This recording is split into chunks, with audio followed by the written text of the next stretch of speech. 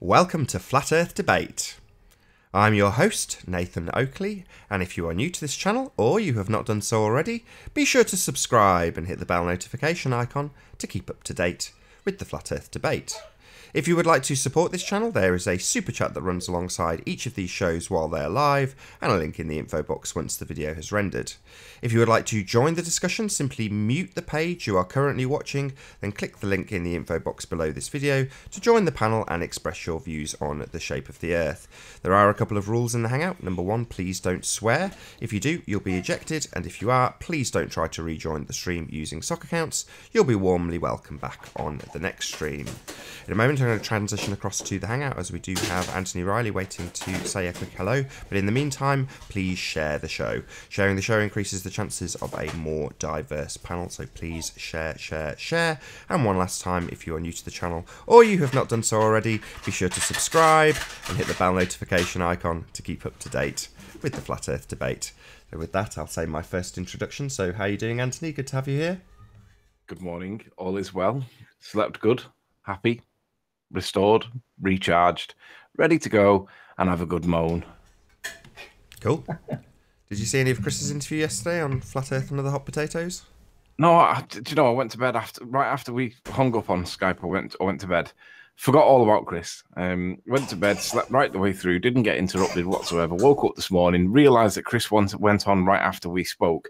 Felt like I neglected and omitted my part on him and just forgot about it. And then I started watching it beforehand, and then I get a notified that you're going live like before 9 o'clock, and I was like, "What the hell?" So I've got a bit of catching up to do. No, I've not. I've seen about the first 5-10 minutes of it. That's it. It's a really good interview. Yeah, I will watch it. I just forgot. I apologise, Chris, if you're listening. I'm sorry.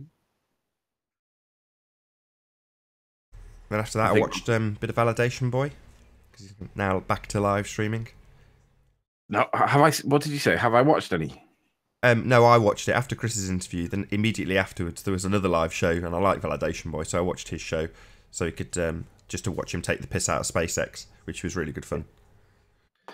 Yeah, I watched most of Globebuster's show doing the same thing on Sunday. Obviously, when there's like 10 minds working on the one goal, everybody sees a different perspective. And obviously, when they put all their stuff together, say, for example, Antonio will see one or two things, Jeremy will see one or two things, Bob will see something. And then when they put them all together, it becomes, you realize how ridiculous it actually is. And then, most of us can tell by looking at it. Like Elon Musk said himself, you can tell it's real because it looks so fake. Well, no, the actual saying is you can tell it's fake because it looks fake. So he's literally flipped it around. But when all the stories and all the perceptions come to head and you realize, bloody hell, there's more than 3 or 4 angles here. There's 5 or 6 angles. It's really bad. It is funny. And of course, Red's Rhetoric and the band of merry men all have to accept this is truth, and they have to literally buy into it. And that makes me feel happy that they've got to push that as truth. I've got to have a moan as well. Yesterday's show, the special that we did about Miles. Miles showed his. I might actually get it on screen. Actually, give me a sec while I get this on screen so I can show it, because it's better to talk about it with it on screen than it is to talk about it in third person. Is Ranty there, or is he still? Is he reloading? I'm still here. I'm going on. Give me a bit. Sorry. Cover for me while I get all this thing from yesterday. What is he going to be talking about? Is high tide, Mark? Yeah. What he did yesterday. Let's see. It's all right. I'm nearly there. I'll tell you what. You can present me if you want. Just give me a second to get the right screen up. If you want to go ahead, Ranty, you go ahead. Yeah, sure. Yeah. I've just been working on this right now. I'm ready to show. Yep, you're up on screen now. Okay, so on the left-hand side, we have an image taken from Alkay.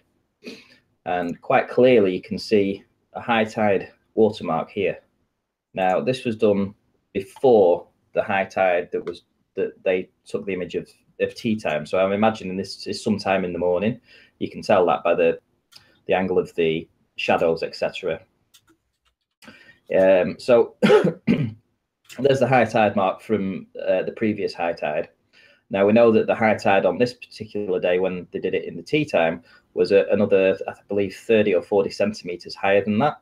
So I'm going to place that probably halfway across this this overflow height here, or Actually, whichever it is. If I can just interject a sec, I don't think it's a high tide mark. Well, this is what I'm going to get to now. So on the right-hand side, we have my image. Now, this is where I was taking the camera down to the beach to film a boat that was 30 miles away. And you were up here. And as you can clearly see, there is no high tide mark on this particular part of the concrete base here. It's the same vent, it's the same location, but there's no leaking. And can you see the effect of the leak? It sort of stains the concrete, like it discolors it, just like this is here. So you can clearly see that this watermark is not visible in the image that we took. So this proves the high tide mark. This proves how high the water was when he was actually taking his image. Now, from here to where you're stood is about 3 feet. So from this watermark going across to there to where this person is stood here on this particular concrete base is only about 3 feet. So when he produced an image yesterday and said that the high tide was way down the shingles, in fact, almost on the sands, that was incorrect, because here you can clearly see the evidence of where the high tide actually came to. And if you remember when we went, the high tide wasn't as high as that. I think the high tide was much lower. That's why it didn't have a chance to reach this concrete partition here. And that's why it hasn't stained it. I mean, that's conclusive evidence as far as I'm concerned. No, I don't agree. I think that what okay. I think no, don't agree. Can I not respond? No, not really, because fine, whatever, I'm out. Oh, come on, put it back on screen. There's a different explanation for what you're looking at. No, there isn't. Okay. Right. Okay. I'm going to add my 2 pennyworth in just while Ranty's disappearing and restarting his computer. So the bottom line is, you measured the hill that he's standing right next to in the picture that Ranty just showed, and it's about 20 feet. And Miles is claiming that the rest of the beach is also 20 feet in elevation. It's just nonsense. Correct.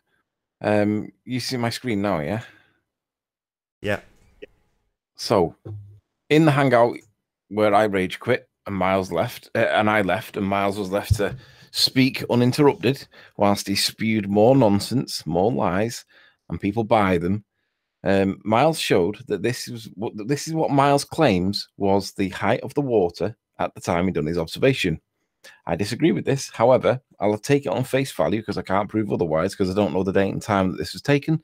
But we can test that, and we can check it with some raw data that is falsifiable, but nonetheless will give us a clue. But anyway, taking this on face value, this is where Miles put the actual height of the water. This is where he says it actually was. Okay. So what Imrich's done, now my views on Imrich are he's quite neutral. He's quite placid. He's quite friendly. Even though he's on the opposite side of the fence to me, I can talk to him. We don't really have too much of an issue, because he's a normal kind of guy. He's a normal guy, and he doesn't have anything major. Like, he doesn't get shirty, he doesn't get sweaty with me. He's just a normal kind of guy. Now, what I'll do here is I'll pull up his video, and he did this. It's only a short video. Anthony is special. I am special. But he makes 2 points. One is that there's a calculated angle that I showed on screen, clear as day, 20 degrees. But he said that earlier on in the video, it appears to be 30 degrees, and I'll show the reason for why. He's tried to muddy the waters. It was literally, we were pulling the tape taut, and earlier on in the video, the tape wasn't taut, and it was fouling the land. That's why I've put this line here. But anyway, I'll show that in a sec. But his other main point was that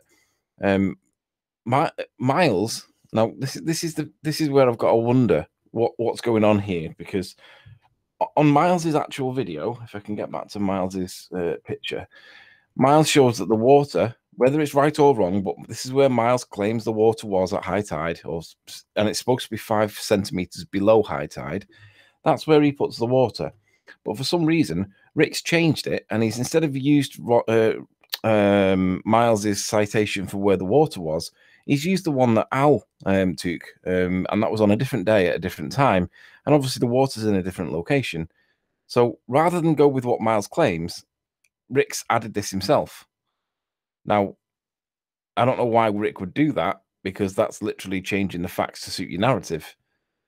I have to question what the motive for that would be, Rick, because I consider you to be generally quite an honest kind of guy. But you know that Miles has cited that picture for where the tide was, right? Whether that's right or wrong is irrelevant, but that's what he claims.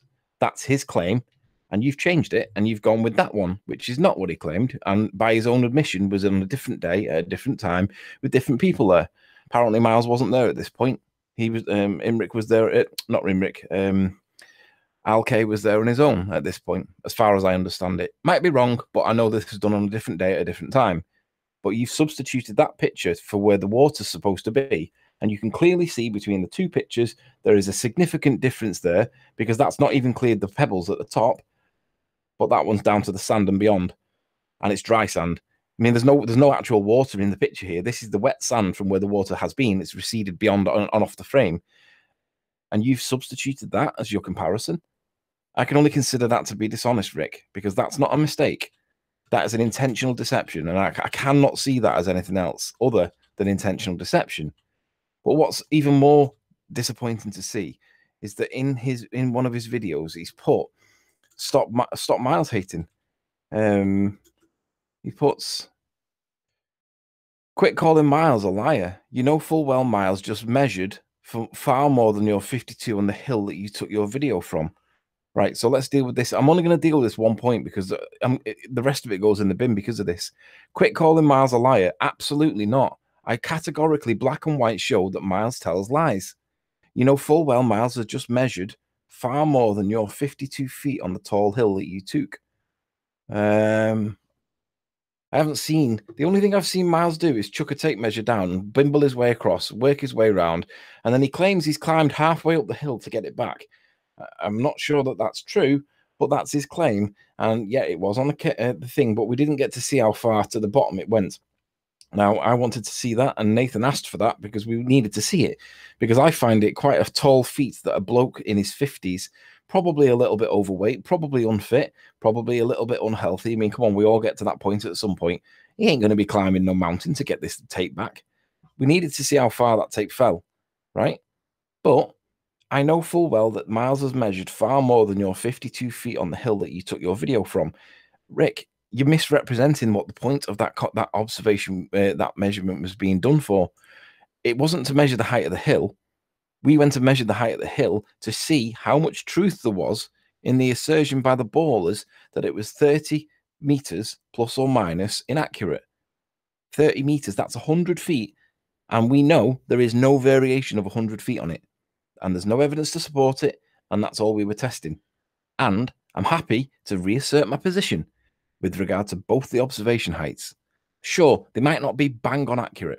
And I'm not saying that they are. I'm saying that they're not wildly inaccurate. That is a fundamentally different position to take. And I do know full well that Miles has measured the thing in some way. But I've also measured it myself. That's why I can call Miles inaccurate. Because as I showed on the show yesterday, if you saw it, we threw the tape down and we measured it. We got a straight line, hypotenuse, we did the trig. Miles didn't do that. Miles threw a tape down that got some way down, probably, let's call it 3/4, for example. He climbed himself back up the hill, which I don't believe he did, but maybe he did, I don't know. But this is what Miles claims is an acceptable measurement. No, that's not acceptable. That's nonsense. If that's what Miles thinks is acceptable, that's worse than anything that I could ever dream up in a million years. And the fact that you consider that to be acceptable because it's, quote, measured, is preposterous. As far as I'm concerned, Rick, you and I are done, mate. If you think that I'm going to stop calling Miles a liar, you've got another thing coming. If you think he's measured it in anything in the form of credible, you've got another thing coming. As far as I'm concerned, dude, we're done. Rant over. Just before you do, though, I mean, the same principle applies to the picture that Al-K took, which is to say that if you're going to say that that hill's 20 feet, and Al-K is going to say that hill's 20 feet, but Rick is going to say that the much, much, much less severe slope of the shore is also 20 feet. So in other words, if you split this picture into thirds, the bottom third, the grass, is 20 feet in elevation measured. It's been shown, demonstrated. Whereas Imrich's saying, so is the rest of it. The second third up to the sea line, which isn't a sea line, it's just wet sand. There's no water there, it's just a wet bit of sand. But he's claiming that's also 20 feet in order to keep it in line with Miles's claim, which is nonsense. You know, it's not. Even Obviously if not. This is why, for me, this is where, well, this is the reason why I think that Rick's being sneaky and he's being dishonest, because he's literally, there is no water in that picture, none.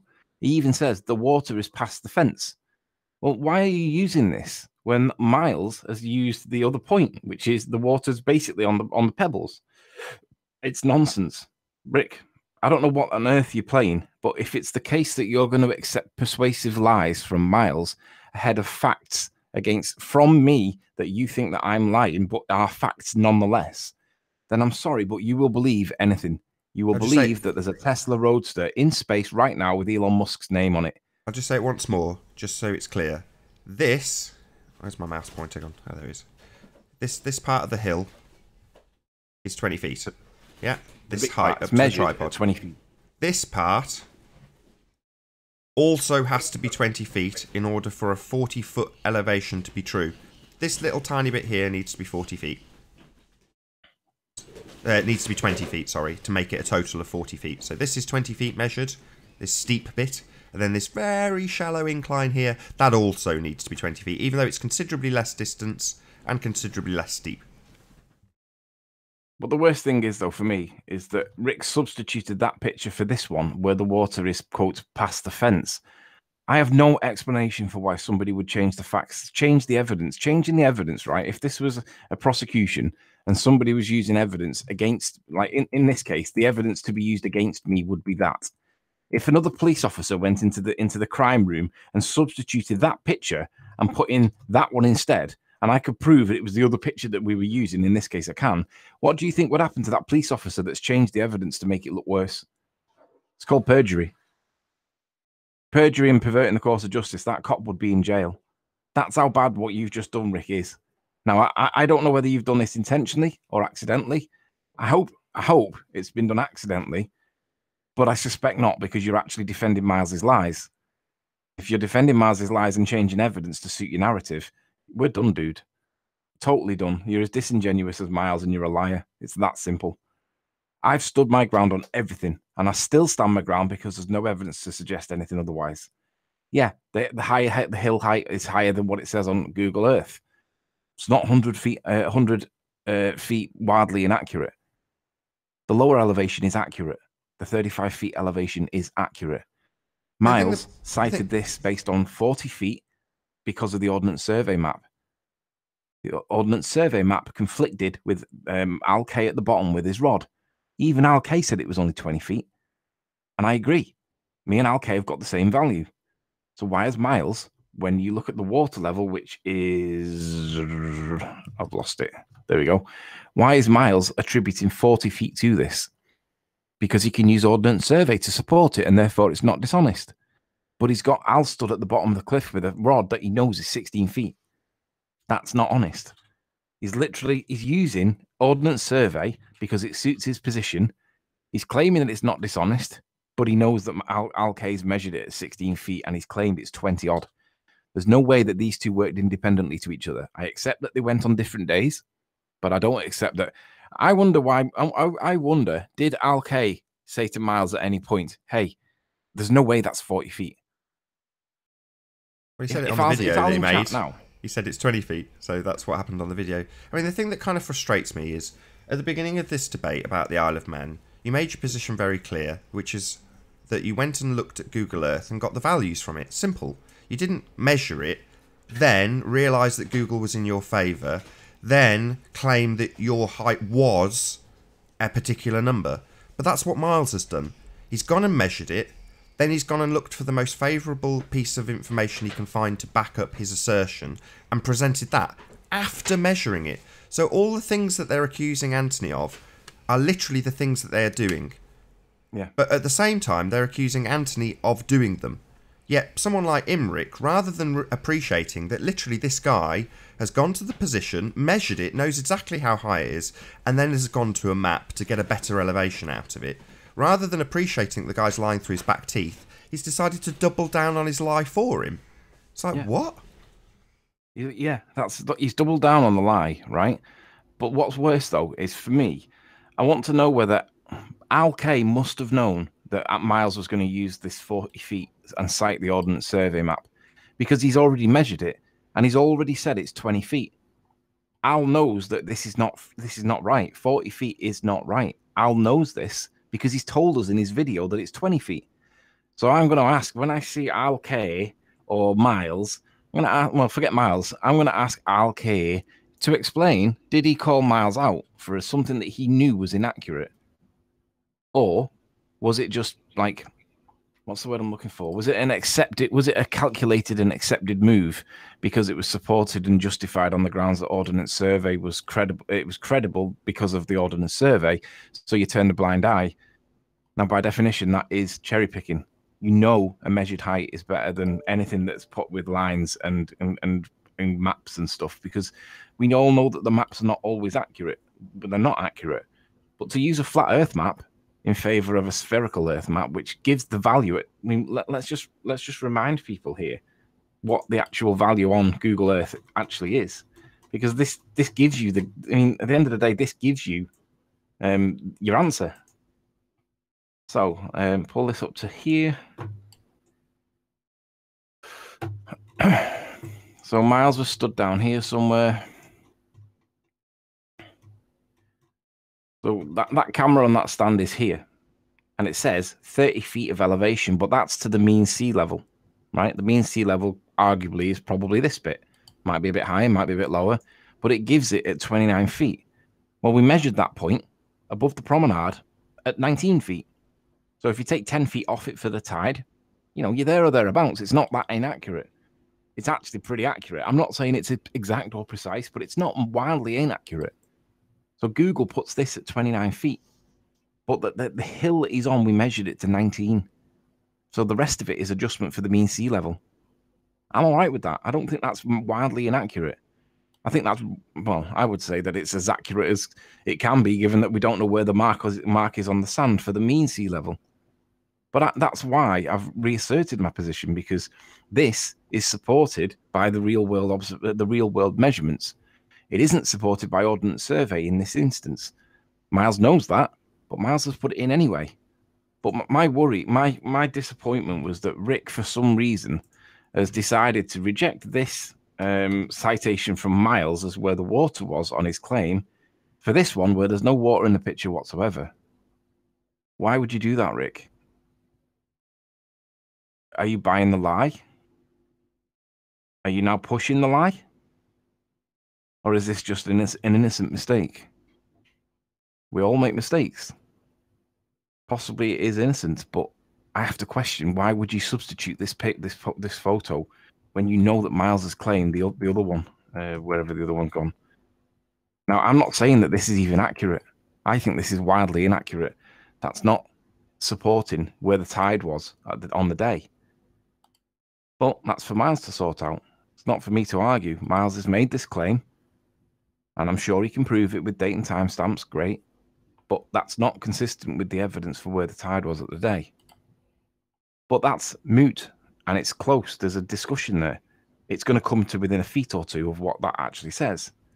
But what's not close is showing this as some kind of credible argument in favor of Miles, and then asking me not to stop calling Miles a liar. I won't stop calling Miles a liar because he is a liar.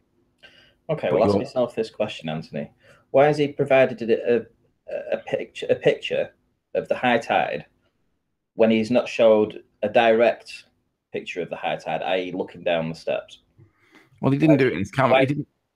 I agree completely. Why hasn't he shown it you in proportion to where he was, as opposed to 300 meters down the road? Look at bring that image back up that you were just showing. This isn't contemporaneous with his recording. It might be, but at this point, I'm going to say it's not, because it hasn't been proven that it is. It's just a picture of a camera on a tripod, but we don't know whether he took the film, the filming that he did. We don't know whether he took it at that time or not. This is Miles's assertion, and Miles doesn't make true assertions. We know that he tells lies. We know that he falsifies evidence, and we know that he fakes stuff. Now, if this why is he showing it you directly underneath the camera? That's what I'm saying.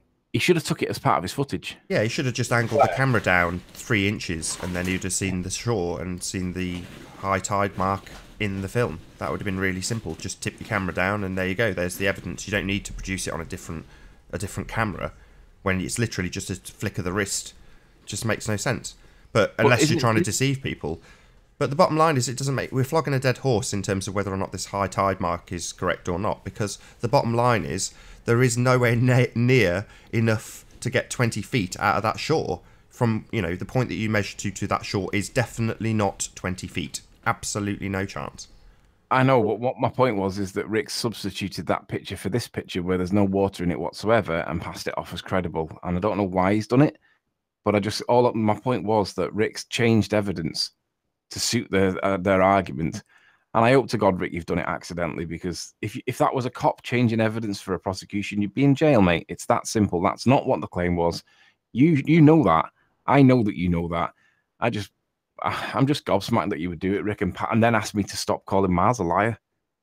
Mate, you're going to be part of that lie if you don't even. I just hope that you take that video down, because it makes you look bad, dude. And as far as I'm concerned, I'm done with you. I'm not going to engage in any conversations with you, because you're as bad, and if not worse, than Miles. Come on, it's terrible. And with regard to the other claim in the beginning part of the video, I'll address this now. He says that, and he's measured this at 20 degrees, and he accepts that as 20 degrees. But he says, on the next part, he says, but look, there appears to be 30 degrees a little bit earlier on in the picture, and he's done something here to try and support 30 degrees. So what I'll do is I'll play the original file so that I don't play it through there, and I'll just show you why the 30 degrees is the way it is. And it's the answer is simple. It's because it was caught on I wanted a straight line, and earlier on in the video it was caught with the land, you know, the actual land itself, and I didn't want that. I wanted it to be a straight, clean, uninterrupted line. That's why I picked it up a little bit. So just give me a sec while I dig it out. Oh,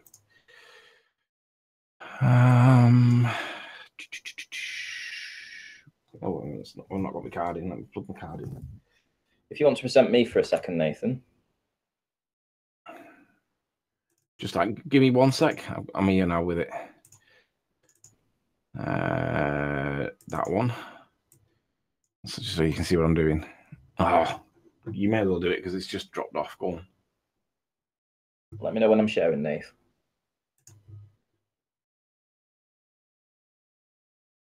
You want to go, Ranty? I've popped you up on screen just for a bit. Yeah, sure. Now, I presented this image earlier on, and Anthony said he had a different explanation, and I don't know how he could come to a different explanation other than what it actually shows. This is clearly a watermark. Without a shadow of a doubt, that is a watermark on a concrete base. It's the same concrete base. I'll give it that the shingles have been moved up a little bit. You know, during the storm, you get a lot of storms in January. So, you know, obviously these shingles have been moved up slightly. However, that is definitely a watermark. That's definitely a high tide mark going across there. You can see the effect of water on the concrete here. It stains it and it goes like a dark grey. It's the same over here.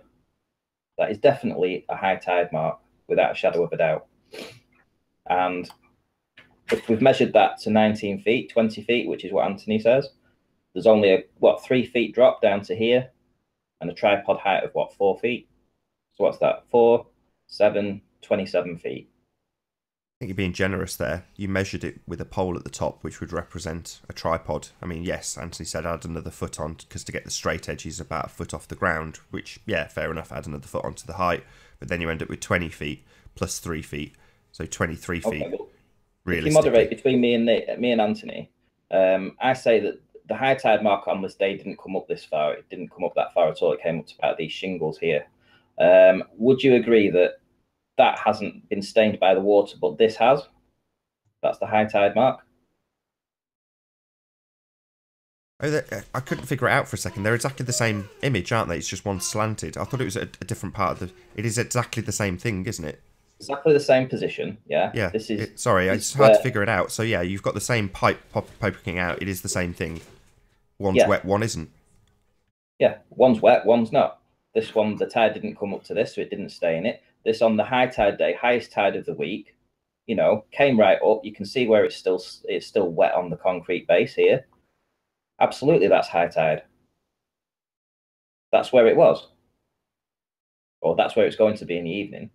And so you can clearly see that how close he is to there. I mean, I've been there. That's about 3 feet to that part there. And then I'd say it's about 2 feet, but look. Well, we can be generous. I'm not here to quibble over a photo. we should be generous because it makes Miles's position look terrible. But you asked Nathan to moderate between the two. Can I respond? Sure. You said you had a different explanation for what this watermark going across here is. You said that you didn't know how I could possibly interpret it any different, and the answer to that is you didn't let me speak before in response. Otherwise, then you would know. But now, if you flick on go back to your 2 pictures. Oh, hang on. This is the same level of technique, the same analysis that I used with the Bibby Wave Master 1 thing, which caused a load of trouble, which was actually a correction. It wasn't anything sleight of hand the way Miles claims it was. It was simply, hey, Ranty, I don't think that boat's the same boat. And he changed it, and it was literally as simple as that. But it ended up being some kind of big drama that was created by Miles, all in the name of deceit. And at the end, Miles was wrong. I just point out that this is a fairly typical conversation that we have, that this kind of disagreement is why we all get on as well as we do, because we often don't agree. No, we rage quit on each other and we call each other's names and shit, and 15 minutes later it's generally, or maybe the next day, once people have had a chance to cool down, we generally go back to it and say, look, and then we find a consensus, but we don't always agree. And it's because I like to know what is the truth. It's serious stuff, though. I mean, just carry on with yours, with your next presentation. Obviously, just get on with that. I was going to say it's about. I'll say it's a loss, whatever. I'm not bothered. Well, I was just going to say what we're arguing about, though, is the minutiae, is the details, and when we're talking about flat Earth versus globe Earth, that's what it comes down to. You know, it's subtle. It isn't obvious. I mean, that was made the most clear to me when Chris overlaid the LiDAR map and the Google map on top of each other, and there's a hair in it. You know, you'd think there'd be loads of curvature difference between a flat map and a curve map, and there just isn't. It's really, really subtle. So you've got to get down to these details. Say again, Ranty? Not over 30 miles. There's not a lot of curvature difference over 30 miles, 40 miles. But once you get to 60, 70, 80, it starts becoming pronounced. Yeah, but my point is that we're not arguing about gossip or, you know, pointless stuff. We're genuinely arguing about the details of something that we are trying to extrapolate out proof from, or discredit somebody that's using proof of a sphere. So that's what we're arguing about. But you know, it's there's no love loss between us. It's just ultimately we want to get to the truth, and that does take disagreement, same as the debates themselves with people on the opposing side. You know, we're going to make assertions, they're going to make assertions. Somebody at some stage is going to get proven wrong. When you are, so long as you accept it and move on, that's fine. But that's why we're going over and over and over Miles Davis, because he keeps doubling down on his lie. You know, he's accusing Anthony of all and sundry, but basically doing exactly what he's accusing Anthony of. So they're saying Anthony puts his position at XYZ feet. It's like, no. He doesn't put himself at that feet. He's not claiming to be at that feet. He just says that's what Google says. That's it. Whereas they literally go and measure the observation position, go and dig out a map, see which one's the most favourable for their argument, and then present it as such. It's like, well, that's completely misrepresenting your position and lying about it just to strengthen your argument, while simultaneously accusing your opposition of doing exactly that. So it's frustrating when someone like Rick doesn't recognise this in the face of us pointing it out. They just assume that their version of exactly the same argument is true and ours is false. It's like, no, what are you talking about? Can you imagine if we'd put a video out with me going along to St. Bees, throwing 100-foot tape down, and then climbing the hill, stuffing some twigs in the hill and sticking a rock in it, and then going and getting the tape again and remeasuring it, not showing a side angle, not showing a profile of the tape or anything, and saying, right, I've measured the hill. Could you imagine the grief I would have got from people? I know, but what I find amazing, well, that's acceptable to them. Yeah, I find that is I owe you apologies, because while you were doing this, and I'm not going to lie, I remade you guys do it about 3 times, and even the ones that you've presented I said were totally unsuitable, totally unacceptable, not good enough, not accurate enough, and I criticised you to the nth degree about them. I'm not going to lie. But then when you see Miles do it, you go, my God, by comparison, you know, because I'm saying you need to get a level on it, you need to put a spirit level, you need to put a spirit level on the level for the camera, you know, you need to go to all of these extents to prove the angle. Because without it, it's going to have someone like Imric come along and go, oh no, it's different angle. It's like, who cares? You know, it's pointless. We're not trying to prove this height. We're not inserting these values into anything. We're just trying to prove that it's not 30 meters higher than Google says it is. That's it. So at that point, I was like, well, who cares? You know, it's great that we've got it really accurate because we can really be confident in what we assert. It's not wildly inaccurate. And eventually we are going to use these measurements. You know, there will come a point where we disregard the maps, we disregard it all, and just say, here's the value off the water. And that's what we'll have to plug into the figures to show how reality works. And that's how you come to reality. You ignore the maps completely and get a genuine measurement. But it's positioned by the Globers like that's what Anthony's done at this stage. Like he's gone and got his measurement and then tried to represent it favourably for flat Earth. It's like, no.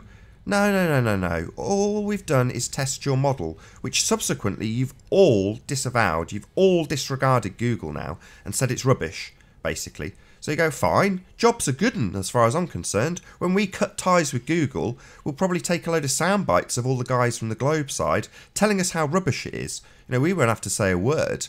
But that was our purpose here, to debunk Google. The fact that you've then taken the thing we're trying to debunk, set it up as a straw man and attacked it is irrelevant. The real relevancy is the fact that you guys have then done exactly that. Gone and misrepresented your altitude after physically measuring it. You know, that wasn't the position Anthony had no tape measure when he took these videos. When he presented them and asked his questions with question marks, he said, what was the value on Google? That was it. He didn't say, I say I'm at this height and therefore the Earth is flat. On the contrary, that's what Miles is doing. I'm at this altitude, I know. I've got all the data I need to tell you what it is. It may be a bit more, it may be a bit less. Or it may be about half what you say, Miles. After measuring it yourself. Proven with your evidence. So this is what frustrates us. We're held up as liars and dishonest all the time. And it doesn't matter, we can point it out to we're blue in the face that we're not making any assertions. We're testing the claims of Google. And they will come along and attack a straw man, which is to say, you're not at the height you say. It's like, I'm not saying I'm at a height. Google says I'm at this height. Well, Google's rubbish. Oh, thanks for that. That's what we're trying to establish as well. But at least, you know, I have to give credit for Miles at least going along and trying. You know, at least he goes. He's been 3 or 4 times and he's done the measurements and, you know, he's put his life at risk because it is, you know, it's very dangerous there. I mean, those hills are extremely, you know, steep, ready to collapse at any moment. So the fact that he's actually going along and he's been on his own as well, you know, I've got to give him props for that. Whether or not he's misrepresenting the evidence and, you know, is on the other side, so to speak, for me is obviously a concern. The simple fact is, though, at least of all the people that are trying to do something, he goes along and actually does it. He doesn't sit behind a keyboard and talk about it. At least he goes out and he does do real evidence, which I applaud him for that. I just wish that he would be more honest with his results. I completely agree. That's why I let him do his presentation, and much to Anthony's annoyance, you know, I shut up Anthony and said, you know, don't talk over him, let him make his presentation. For exactly that reason, you know, the guy's gone and made the effort, regardless of how he presents his conclusions. You know, he's not a keyboard warrior. He's actually out practically in the field doing practical stuff. And that is worth commending because it helps. You know, it may be the case that we take his figure and bung it into a load of averages of all the measurements that have been taken because it's, you know, it needs to be accurate. So why not? It's helpful. And the fact that he's gone out and tried to debunk you just shows how serious Miles takes this in terms of what we're presenting and how much he wants to go out and make alternative conclusions to the ones we're making. That's debate. You know, thank you, Miles. As Ranty says, though, it's a shame you lie. And that's what pissed off Anthony. Because I'm essentially saying, shut up, let him tell his lies. And obviously it makes I'm sure it made your skin crawl. Am I right, Anthony? Yeah, I rage quit. But the other thing is, though, if Miles is going to go out there, do the measurements, but then claim Ordnance Survey as the calculation for the height that he's at, keyword being calculation, he doesn't actually need to be there to do that. He doesn't need to go, because you don't need that to calculate the value given by Ordnance Survey. So my question then would become, well, what is the point in going if you're going to go there, measure it, realize that it's not favorable to your position, and then refer back to the substitute position of the Ordnance Survey map? He knows what the two values are on Ordnance Survey and Google Earth. He knows that Google Earth appears to be to the foot, correct? But the Ordnance Survey map is much more in his favor by 10 feet, and which is the reason why he's gone with it. But when he measures it, he realizes that Google Earth is accurate. So really what Miles should have done is, if he was honest, Miles should have come back and said, you know what? I've measured that hill. I'm happy that Google Earth is accurate. But he didn't do that. He come back and thought, and you can tell he's done this because he's rejected Al's measurement, where Al claims 20 feet. He's come back and said, no, I'm applying Ordnance Survey maps. So the little bit of credit that Ranty gives him is totally squashed like a gnat when you realize that he's ignored the empirical evidence. He knows that that height is 20 feet, but he's ignored that, and he's reverted back to Ordnance Survey map, which invalidates the whole point of him going, because he doesn't have to go if he's going to do that. Nate, can you just share my screen, dude? I'm guessing that Ranty, we're not getting that picture back, Ranty. Yeah, there you go. I've saved it somewhere, so I'll have to find it, dig it up in a bit. Move on to the next thing. You're up. You're presenting. All right. I'm eating some hot cross buns. Anyway, right. So Rick's other point in his video, and it's the only video I've watched. I won't be watching the other ones, but he's basically said, wait, what if we check another part of the tape? Because there's a 30-degree measurement here whilst I'm setting it up. So rather than go through the thing that he shows, I'm just going to show it raw from the video, and then you can see where he's took it from. And then we can find out, well, why might that be? Keep this up on screen for a second. Don't change the screen.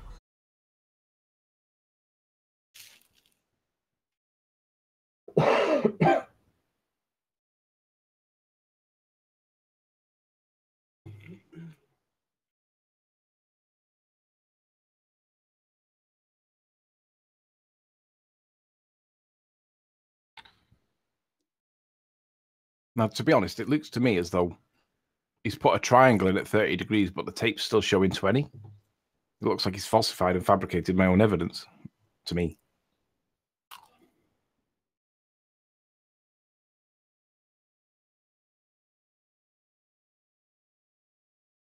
So I've gone and looked at it, and he's not drawn the horizontal line perpendicular, or whatever the word is, to the at a right angle to the pole. He's drawn it horizontal with the frame of the picture, and I've just measured that angle, and it's about 22 degrees. Now, unless I'm doing it very roughly on the screen with a protractor while a show's live, so I might have got that wrong, but nevertheless, if you measure it to the stick, it's not 30 degrees. But you never ever in a million years would reference the frame of the photo to get your angle. No, to be fair, it looks like he's put a black line in. That might be my black line. I don't know. It might be his. He may have put his own frame in, possibly. But it appears to me that he's put a red line, but not where the tape measure is.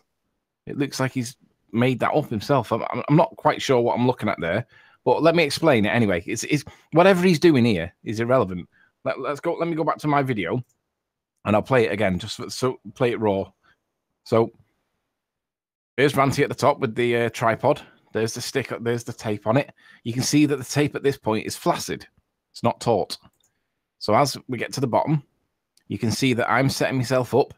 And basically, I've got it's a little bit skew width at this point because we're just lining it up. And we're trying to get it to the point where I'm going to lift it off the contours of the land. And you watch my right hand. You ready? There you go. That's me just making sure that I can get it off. That it's not obstructed. And then when we pull it taut, then we're gonna get a nice hypotenuse. Then now, obviously, at this point, I haven't realised that my pole, my staff, isn't anything like vertical. So there's an adjustment that's being made. So just trying to get the rough approximation of the length, and the length turned out to be, call it 57 feet. Now that's matter of fact. If anybody else goes there and puts a tape down it, they're going to get it between 56 and 57 feet. Just that's called measurements. We know that's what'll happen. If anybody comes back with something wildly different, we know that they've not used the same like feet over inches or whatever. Something else going on. Was the tape measure fully calibrated? Do you know what? I forgot. Oh no, we might have to do it again. Now I think this is the point where he's on about. Now you can see fake tape measure. I'm not entirely sure where he's got it from, right? But what we're trying to do at this point is we're trying to get it so it's like not touching and it's as tidy as I can get it. So he's in his video. He said, "Well, wait. What if we look at another part of the tape?" Well, yeah, look at another part of the tape, the clip, because that's not the part where I'm happy enough with the measurement. So if you go with that and go with a favorable figure, that again is manipulation of something that I've not said. That's the same as what Miles has done with the thing. Miles has said that the water was up to there. On the face of it, we accept it because that's his assertion that we test. Rick's changed what Miles has said, and he's now gone with a different picture that was on a different time at a different part of the tide, and he's substituted that instead. But the reality is this. You can pick anywhere along here, and all these values are going to be different because I'm still setting myself up. I'm tidying it up so that it's more accurate. I'm increasing the accuracy. And I'm as accurate as I can get it without getting crazy expensive equipment and stuff like that, which doesn't make it any more accurate in this. It doesn't make it that much difference. So even if you're going to argue that in some way this is inaccurate, fine, go back and do it yourself. You're still going to get the same measurement when you chuck it down the cliff. So yeah, sure, take it a different point, but be aware that that's not what my assertion is because I'm still setting up. Changing the evidence to suit your premise is lies, Rick. Why would you do that? I'm just disappointed that Rick would do such a thing. I didn't think he was of that kilter.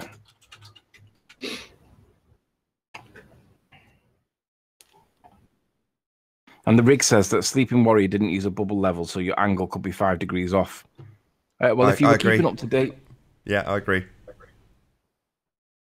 If you were keeping up to date with the Flat Earth debate, you will see exactly how we got it level. We used vertical and horizontal lines put on by Thingy paint, and you don't need a level for them, dude. Do you still agree, Nath? I do and I don't. It's one of those that you can get a good idea of how high that hill is, and when you've got two people measuring it, a guy with a 16-foot pole and a guy using a hypotenuse measurement, which is what you guys are doing, then you've got two. And both suggest it's about 20 feet. So at that point, I'm like, well, when I only saw what you did in isolation, it's really hard to know. Yeah, the angle could be off. You know, Rick's right, but we've seen it confirmed by LK. So at this point, I'm more than happy to say that hill is 20 feet. There's no two ways about that. It's been measured by two different people, and they've both come out with pretty much the same result. Yeah, it might be a foot higher. Yeah, it might be a foot lower, but it's not 40 feet. That's for certain.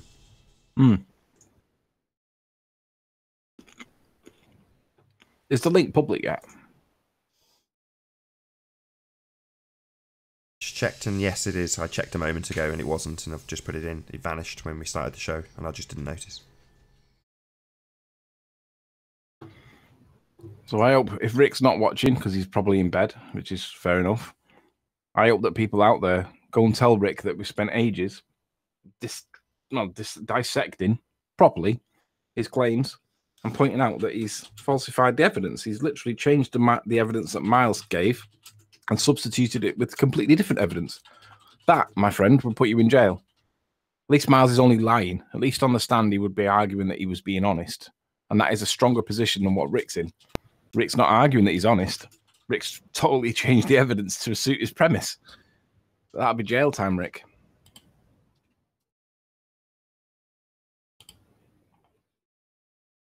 Rick the jailbird.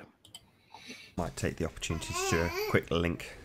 I can almost guarantee my kid will climb all over me while I do this, but we have approximately 1 hour left on this stream, maybe a little bit longer. If you're new to the channel, be sure to subscribe and hit the bell notification icon to keep up to date with the Flat Earth debate. If you'd like to support this channel, there is a super chat that runs alongside each of these shows while they're live, and a link in the info box once the video has rendered. I'll say a quick hello to you in a moment, Bruce. How you doing? Good to have you. I will get back to the Hangout. Please also share the show. Sharing the show increases the chances of a larger audience, of course, but this in turn increases the chances of a more diverse panel, so please share the show. Most importantly, if you'd like to join the panel, as Bruce has just done, simply mute the page you are currently watching, then click the link in the info box to join the panel and express your views on the shape of the Earth. There are a couple of rules. Please don't swear. If you do, I'll eject you, and if you are ejected, please don't try to rejoin the stream using sock accounts. You'll be warmly welcome back on the next stream. One last time, if you're new to the channel or you've not done so already, be sure to subscribe and hit the bell notification icon to keep up to date with the Flat Earth debate. With that, I'll say hello to our new guest. How you doing, Bruce? Very good to have you. Hey guys. Oh, bit crackly, my friend. Do you want to try that again? I got a backup headphone here. Well, at least we can hear you. Good to have you. Just to intersect while he's sorting his headphones out, Al K is in chat.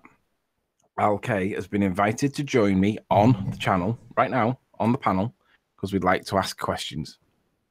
Now, Al claims the actual measurements, including the beach, made it 40 feet plus. The actual measurements. Al, come on the panel. Let's see what evidence you've got to support Don't bully him that. into coming on the panel. He's just said I shouldn't even be typing. He's probably at work. So, you know, if he doesn't join, I'm not going to call him a coward and all that crap. But if you can join, Al, it'd be lovely to have you. I'll call you out. Al, you're claiming the actual measurements, including the beach, made it 40 feet plus. Okay? That's an assertion that I'd like to see the evidence of.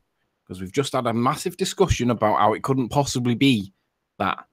The exact point that you've just said is the whole point that we've just been discussing, that exact point. There is no way the beach made another 20% to make it 40%. Feet, sorry. Put my teeth back in. So I'll call you on that. Al, I look forward to seeing that evidence. And if you do put a video up, Al, will you tell people that you've done it so we can see it? Not leave it a week so that we eventually get to find out about it.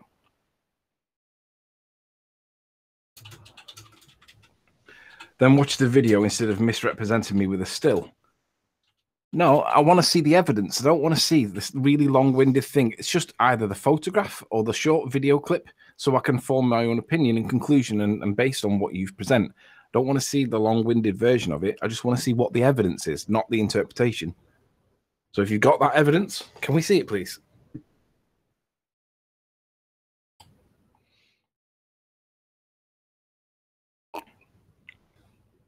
Speaking of evidences, is it worth talking about, interpretations? Is it worth talking about that link that you sent me last night after we were live? About the land no observation of Isle of Man? That was a totally different interpretation of the same fact. Yeah, it was just some guy that decided that he would try and debunk it and claims to debunk, and it's nothing of the sort. Okay, I am lazy, not your problem. Well, you've made the claim. I'm calling you on it. To cite your video, that isn't good enough because the video is very long, and I only want to see the evidence. I don't want to see the bunkum that goes with it, talking about how Nathan's show's fallen into the gutter and how it's become the Riley show and how you hate it, but you still come back. I want to see the evidence. That's it. So if you can give me a timestamp for where it is in all your rhetoric and nonsense that we can see the actual evidence, then I'd be happy. If not, come on and defend yourself. If you won't do that, I'll call you well, what's the word? That's a coward, isn't it? You're making assertions. You claim you got the evidence, won't show it. Sounds a bit like me, but you're the one making the assertion. I didn't make any assertions.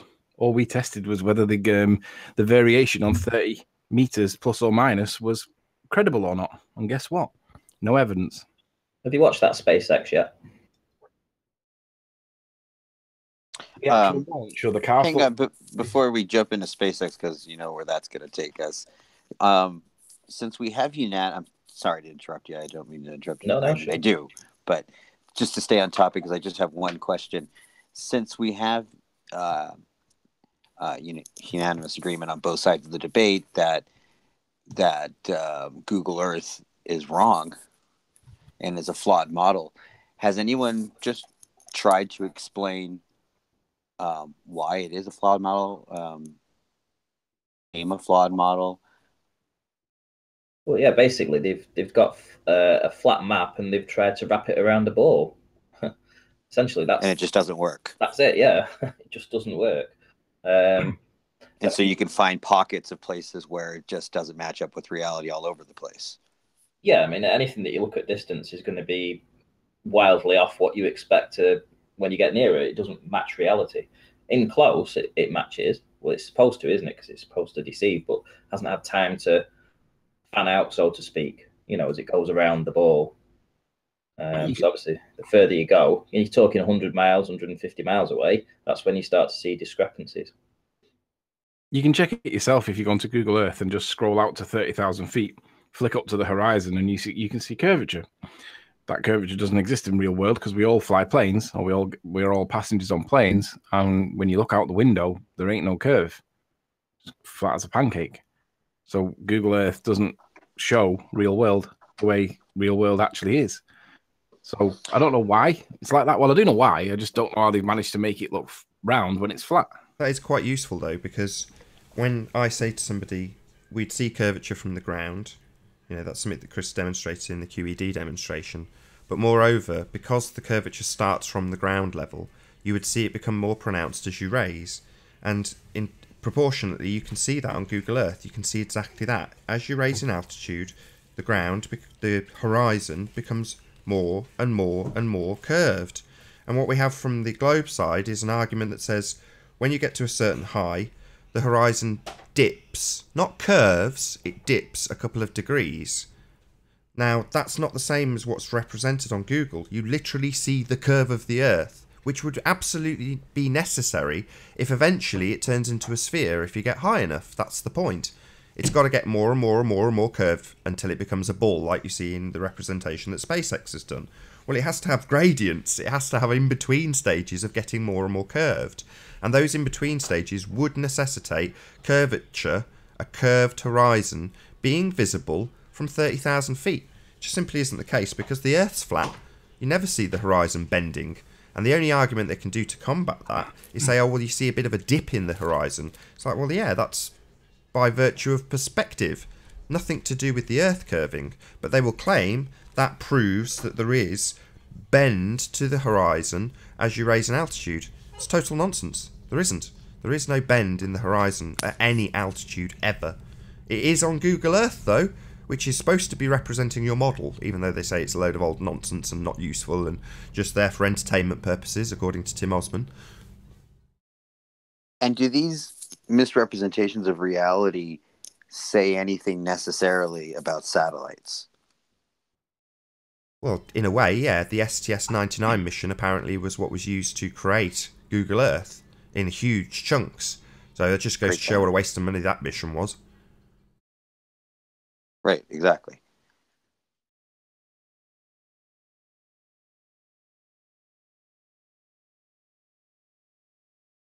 You can also, if you've seen Jaren's demonstrations of trying to go east to west on a calibrated ball through, I think, Google software, actually, and how it just doesn't fit reality, that you have to constantly keep, changing your pitch and moving south to move west or east to move laterally. You have to keep moving north and south. Oh, I know, but the Slice Arcane has the answer to that one. Would you like to see it? Oh, of course. It's glorious. Give me 1 sec when I get to my screen share page again. Where has it gone? There it is. So if I share this screen, Nath, would you present me? All right. So as you correctly point out, Jaren points out that if you go, bear with me while I get enough distance, right. And then reset tilt and plane just so that it looks normal for people. Right. So Jaren makes the point that if you draw a line and you go, well, you got to go, let's go with the perfect 90 degrees. And I'll do it a bit further back. So we go 90 degrees one way. 90.1, that's as close as damn it. It should be the point that if we draw another line back to that point, we should go back to the same place. Oh, it's gone off, hasn't it? But 270 puts us down here somewhere. It's miles out. Is that right? 270? 360, 90. Yeah, 270. So it doesn't take us anywhere near where we were. And Sly Sparkane says, oh, yeah, it's because you haven't done it right. So what Sly says is, if you put your line in, and let's do it at the 90 again. Sly says that if you put your line in like that, there's your 9. I'll have to save it, otherwise I'll end up losing it. He says, yeah, you don't do it like that, Riley. He says, this is how you do it. So you put your line in, and then what you do is you go back to your ruler line, and then instead of going from the other end and go back to where you've just come from, you go from where you just started, and then go at 270, and then you get a dead straight line. And I'm like, yeah, of course you're going to get that, you doofus. I mean, how is that making the point? How is that addressing the point that Jaren's made? What you're doing is making one continuous bearing. You are not making 2 bearings going back to the same point. But he passes this off as the explanation for it. That's nonsense. So if Sly, if you're watching, that's not an acceptable. You are making one continuous bearing from the same point. You are not going from point A to point B and then going back again. And of course, the bearing should be exactly the same. I'm still waiting on Sly Sparkane to get in touch with Jesse Kozowski and point out that he's way, way too high with his observations. Sly's got a real problem with this. Sly, for me, he's an intelligent guy. He's able to use CAD. He knows the Earth's flat, but he pushes it as ball anyway. There is no evidence to support the Earth being a ball. Sly picks and cherry picks and stuff, and sometimes I look at it and I think, oh, maybe it is a little 50-50. And I'm firmly on the ball side. I'm firmly on the flat side. But I look at the way he presents stuff and I think, oh, maybe it is 50-50. And I don't always know the reason for why it's not the way he presents it. But then somebody will go back on and say, hey, yeah, go and do this. And then I look at it and go, Joe, why didn't I spot that? And then I realize that he's pushing the narrative dishonestly. And I call him out all the time. You are literally pushing the narrative. You are pushing lies. Sly, you know there is no curvature. You know because you've got CAD experience and you can test it, and it doesn't work. Sly likes to cite and rely on the equinox, the vernal equinox. And the claim is that on the vernal equinox, we have the sun rising due east and setting due west for everybody in the world directly. That's the claim. Sly knows it. Kara demonstrated the claim, and she demonstrated that it didn't rise and set due east and due west. It was off by a degree or 2. When I pointed that out to her, she downplayed it and said, doesn't make any difference. Well, no, it does. It makes a lot of difference because 1 degree of the Earth being in this position, slightly out, now equals you don't get the sunlight. The sunlight misses the sun at 93 million miles away. It's hugely miles away. So it does make a difference. The claim for the vernal equinox fails because it cannot be established to be true in the first place. It fails on when you test the claim, it doesn't do it, even by your own model. It doesn't do it. So people that believe that the vernal equinox, it's nonsense. Prove that it works. It's like when Tim says same analysis with the celestial poles, and he's going to say, no, you prove it. And it's like, well, we're not asserting this is reality. You are. Correct. Tim claims that the celestial sphere. Well, I showed that it can be interpreted at least 2 ways. There's 3 ways you can interpret the celestial sphere. But the point is, to prove that it's spherical, you have to prove 2 things. You have to show that people, let me get this right, that 3 observers, or at least 2 observers, when you looking... had it spot on last time. You did it with 2 last time. Yeah, 2. You got to pick 2. So you got to show that, like, let's just put a line in. Let's just say these 2, for example. If looking south, that person and that person, when looking south at the same time, they see the same stars in the night sky at south, at the position of south. That will confirm that there is a celestial sphere. Doesn't confirm the shape of the Earth, but it would be strong evidence to support the idea that the Earth's a ball. But there is no evidence to support the assertion is true. So yeah, you can argue that the celestial sphere works. Well, I can argue that Google Earth works from space. I can see the bottom end of the Earth when I get the model right. It works on the model. Does it mean it works in real world? No.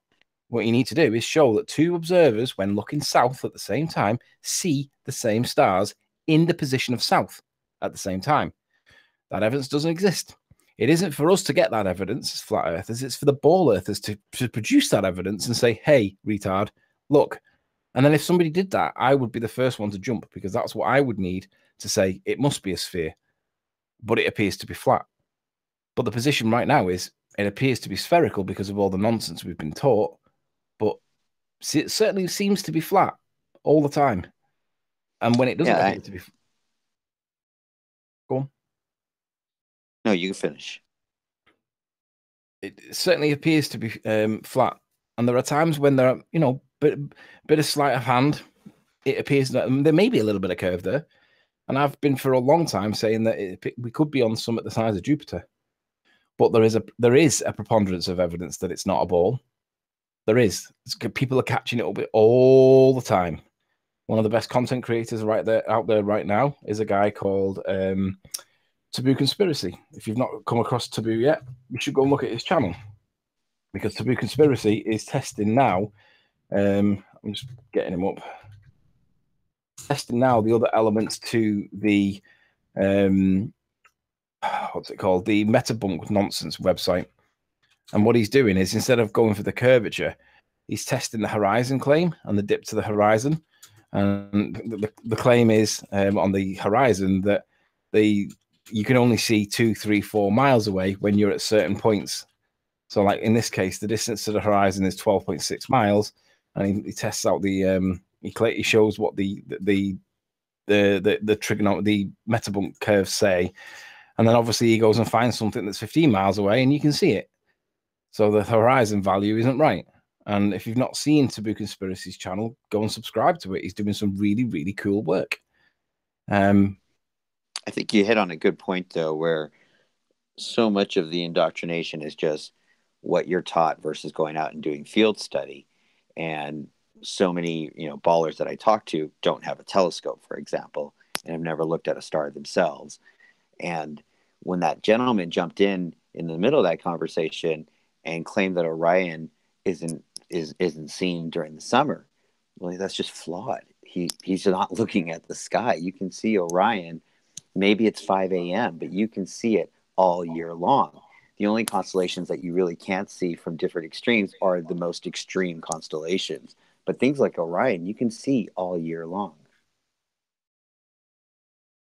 So in this particular video, is the horizon line further than 12.6 miles?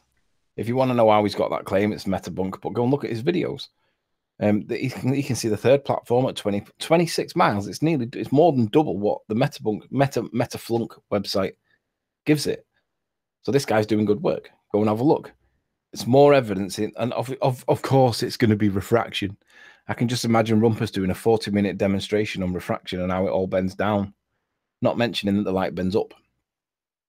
And that was an interesting point that didn't get through on Steve's show. So it took him about an hour, but what Chris was trying to do is get Rumpus to point out the angle. So basically what they're doing in terms of their scaling of the composite is they're taking an angle from the camera based on the number of pixels, and then they take an angle and they can work out what he's looking at, left and right. So it's just a straight angle that they take. However, when they look up to down, so when they look on that axis, they're using arc measurements rather than a straight line.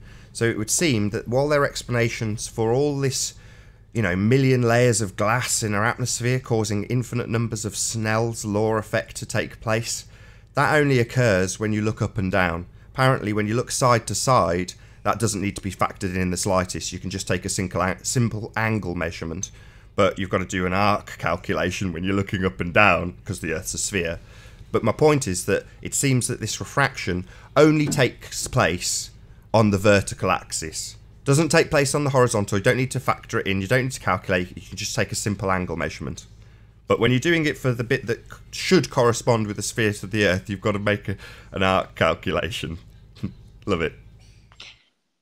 It's been fascinating because basically they're using this interesting chip away strategy of trying to get refraction and the heights of the observer and somehow get those two to come in on both sides and get them enough to get them past the curvature, and they're still miles away. I'm just looking for the best video out there that basically poos all over the ball Earth evidence, and it was done by Soundly. Yeah, he didn't see it at the time, and he accidentally released it, thinking that it was like pretty for adding credibility to his claim that he was doing the 8 lights on eight stanchions test on the little Tensis Bayou. Basically, he put 8 lamps on 8 vertical struts of the bridge over a distance of, I think it was 7 point something miles off the top of my head. And his intention was to show that it would curve down over distance, but that he didn't get the results he was expecting, or if he did get the results he was expecting, he didn't realize that there was also evidence that really went against the claim that there is curvature to the Earth. And he tried to dilute it by saying, well, they're not the results of the test. And I was like, well, we don't really need the results of the test. This is evidence. And unfortunately, it doesn't go in your favor. I'm just trying to find the video. Soundly's Pontchartrain boots. It's not that one. Yeah, basically saying, only look at the orchestrated bit and listen to our conclusions, but don't look at the random evidence that we release because that might support your case. That's supposed to be ignored. That's just a time lapse of a wide angle. Ignore that. What are you doing? So this is like footage from Soundly's video, and you can see that it looks like it bends away from me. It looks like it's got a bit of a bend down as it goes towards the horizon. So what I did is I used an arrow for a straight line just to put a straight line reference for us to see. And particularly look at these ones because you don't have to look too much across the picture to see. The arrow is stationary. It's not moving. The lights are dancing around the arrow. And you can see that the light is moving up as well as down. Now, when Rumpus gives his nonsense explanation for how, and he always does it, he always gives like a presentation for, and it goes on and on and on. And at the end of it, he doesn't tell you that these lights bend up. Light bends up as well as down, and this is the proof right now. And left and right. So left and right as well. So if you're going to have refraction working on the vertical axis, you would also have the effects of refraction working on the horizontal axis. But it would seem that Rumpus is quite content to take pixel by pixel measurements and then get an angle, a straight angle, with a straight line going to the point that he's measuring by pixels. But when it comes to the up and down, they only accept that refraction bends things in their favour. And it does definitely bend everything to the point where you have to make arc calculations. Left and right, no, that's cool. No, it doesn't affect those at all. Straight lines of sight when you're looking left and right. It's only when you're looking up and down and observing the curve of the Earth that obviously everything's bending and the light bends down. And it's just total nonsense. You know, only basically using the formulas that support curvature of the Earth and all of the methodology that goes alongside with them ignores horizontal refraction. Yeah. Now, obviously, Rumpus cites standard refraction, and he does it in a way that is very persuasive, and he does it with all the jingle words. And when you're looking at it from the outside in, as a neutral, it's persuasive. He sounds like a teacher. It's what you'd expect to see in a high school, because that's, I mean, to be fair, I get why he does it at that level, because most of us are at the high school level of it. We realize that we don't know much about refraction. We didn't get taught much about refraction in school. You have to go to university or college to learn about refraction, because it wasn't really something we did in school. And if we did, I've forgotten it. And most people have been in the same position, I'm sure. But we can see that all of the lights at this point are sat above the line. But earlier on in the picture, when I started it, or when I put the line on, you can see that these ones bend away. Now, if you get photographic evidence like this, and at the beginning of the day, you present that as curvature of the Earth, I'd believe that. I really would. But if you show it at that point of the day, and now it appears to be flat, that puts you in a position where it's 50-50. You don't know which is the default position and which is the variance. You can't tell. So the point is, Rumpus never tells you this. Rumpus tells you that it's curved and refraction accounts for it. No, refraction is actually an arc mathematic. It's based on an arc, okay? But when Snell's law, as they like to cite, is applied, Snell's law is an angle, right? It's not a curve. It refracts at an angle. And, you know, if you look into how light actually works, the trajectory of light follows Fermat's principle. It doesn't even apply Snell's law. It applies Snell's law when we start talking about atmospheric conditions, and that's the point where it becomes non-pseudo anymore. It goes from being empirical science at the beginning, which is all Fermat's principle on the trajectory of light, and Fermat's principle states that light will follow it'll take the path that's quickest, right? Which tells me that if it's got a choice between going through the denser air and the less dense air, it'll go through the less dense air because it'll get through it in the shortest amount of time. That's what Fermat's principle says, right? And that's the explanation for it. But it then flip-flops, a bit like Miles Davis. And when it starts talking about terrestrial refraction, it literally flip-flops and says, but in the atmosphere, we talk about Snell's law. And it confuses the matter completely because it totally contradicts everything previous in the paper. So it's like, eh? Now I interpret that to be, this is the bolt-on bit for the pseudoscience. This is the bit that for flat earthers, we get debunked by this. But it completely contradicts the whole paper that's just been written about. So the Fermat's principle on the trajectory of light is consistent with what we're seeing here. But it's not. This is inconsistent with the application of Snell's law, because Snell's law, by this definition, follows the curvature 7/6 of the radius of the Earth. Well, if that's the case, and this is meant to be standard refraction, and then at the beginning, when I put the line on, we see it there, or just before, when I put the line on there, and we see that, that's inconsistent with 7/6 of the radius of the Earth. It's a continuous variable, right? It's not an arc set at 7/6. Oh, but it's only an average. It's only a baseline. No, it's still an arc. And we know that light doesn't move down all the time. We know that light moves up. And over the course of the day, or over the course of the time that you're looking at whatever, you're going to see, basically, it's going to average itself out. Because although this light might be up, let's go back to one of the earlier ones. One where it's bending down. See, most of it's all right. So although that light's bending down and that light's bending down, this one's up. Whereas in this image, that one, it's still up there. But now it's coming down a bit, and these ones are now up. So all these are individual and they're not linked to each other, right? Cause of it, there's lots of it. It's to do with pressure, density variations, gas law, blah, blah, blah. But it's not following an arc. That's the point.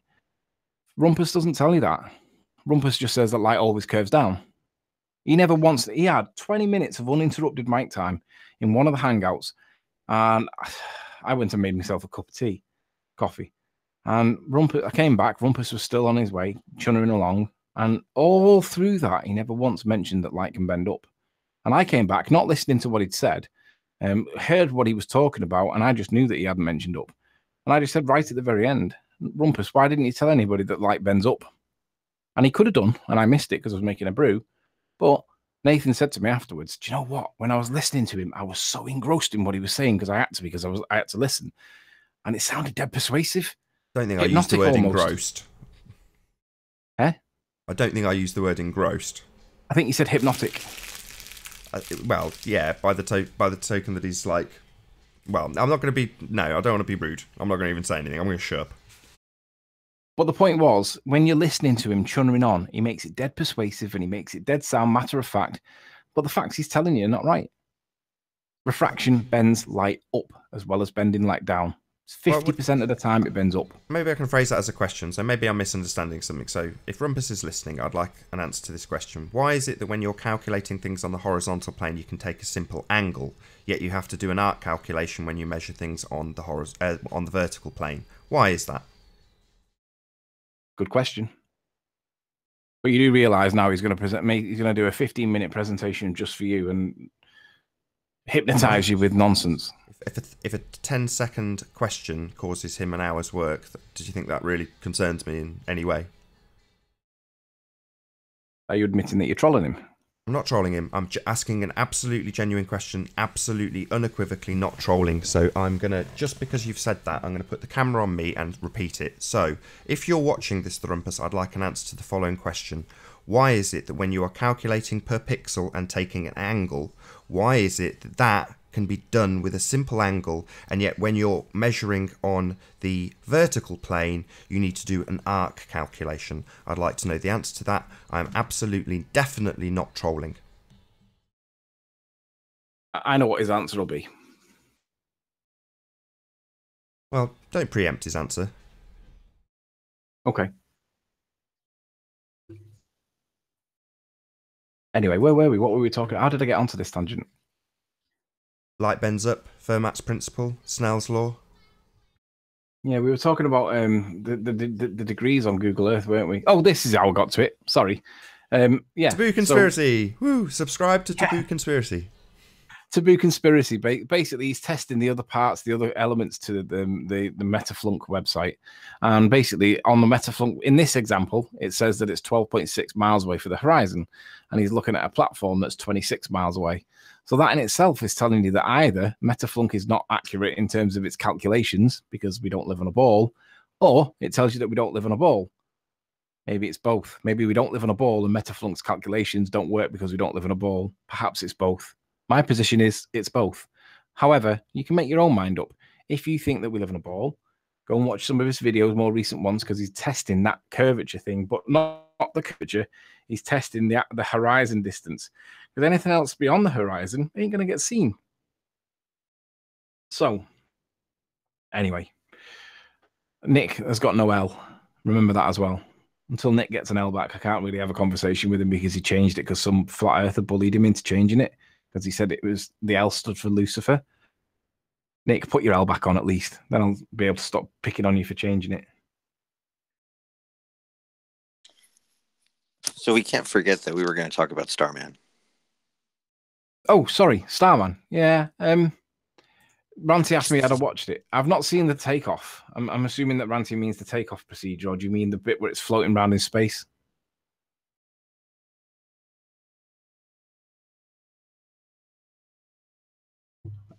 I'm sure he's brewing tea. Yeah, he must be making a cup, making a brew. I've not seen the launch procedure. I'm not interested in rocket launches. There are other people that take interest in that. That's not something that... I'll tell you right at the beginning, there's a cut, right at the takeoff, and the clouds completely change. Really?